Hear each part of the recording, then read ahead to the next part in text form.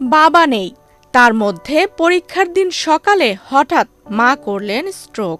উপায় না পেয়ে দ্রুত মাকে নিয়ে হাসপাতালে যেতে হয়। সেখান থেকে পরীক্ষা কেন্দ্রে আসতে দেরি হয়ে যায় মেয়েটির, আর তাই পরীক্ষার কেন্দ্রে ঢুকতে দেয়া হয়নি তাকে।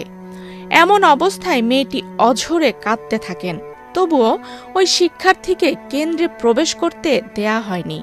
২৬শে জুন বৃহস্পতিবার এইচএসসি পরীক্ষার প্রথম দিনে রাজধানীর মিরপুরে অবস্থিত সরকারি বাংলা কলেজ কেন্দ্রের ঘটনা এটি। হঠাৎ করেই মা স্ট্রোক করায় দেরিতে পরীক্ষা দিতে আসা মেয়েটির নাম আনিসা আহমেদ। ঢাকা শিক্ষা বোর্ড ল্যাবরেটরি স্কুল অ্যান্ড কলেজের শিক্ষার্থী সে। এখন যে কোনো ব্র্যান্ডের পুরাতন এসি বদলে নতুন ওয়ালটন এসিতে উপভোগ করুন ২৫% ছাড়। অনেক কাকুতি মিনতি করার পরও কেন্দ্র সচিবের মন গলাতে না পারায় শেষ পর্যন্ত আনিসা পরীক্ষা দিতে পারেননি। কোনো অসুবিধা নাই, মাথা ঠান্ডা রাখো। না সুযোগ দেওয়ার আমাদের তো বোর্ডের নির্দেশ নাই।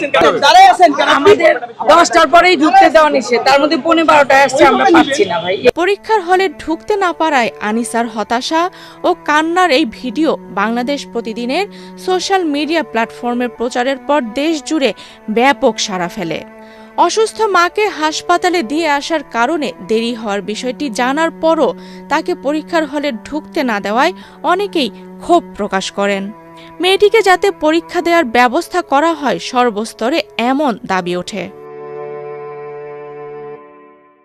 সেই ভিডিও দেখে মেয়েটিকে পরীক্ষায় অংশ নেয়ার অধিকার ফিরিয়ে দিতে আইনি লড়াইয়ের ঘোষণা দেন বিএনপির নেতা ও সুপ্রিম কোর্টের সিনিয়র আইনজীবী ব্যারিস্টার রুহুল কুদ্দুস কাজল।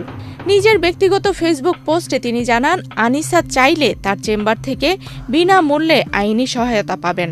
প্রয়োজনে হাইকোর্টে রিট করা হবে, যাতে বিশেষ বিবেচনায় আজকের পরীক্ষাটি পরবর্তীতে নেওয়া যায়। শুধু ফেসবুকে পোস্ট দিয়েই বসে থাকেননি ব্যারিস্টার কাজল। আনিসার ঠিকানা ও মোবাইল নম্বর সংগ্রহের জন্য বাংলাদেশ প্রতিদিন সহ বিভিন্ন মাধ্যমে যোগাযোগ করেন। শেষ পর্যন্ত তিনি এইচএসসি পরীক্ষার্থী আনিসা, তার অসুস্থ মা এবং কলেজের অধ্যক্ষের সঙ্গে কথা বলতে সক্ষম হন। এ বিষয়ে এক ফেসবুক পোস্টে ব্যারিস্টার কাজল জানান, বাংলা কলেজের জাতীয়তাবাদী ছাত্রদল কর্মী শিব্বির আহমেদ উসমানী তাকে যোগাযোগ করিয়ে দিয়েছেন।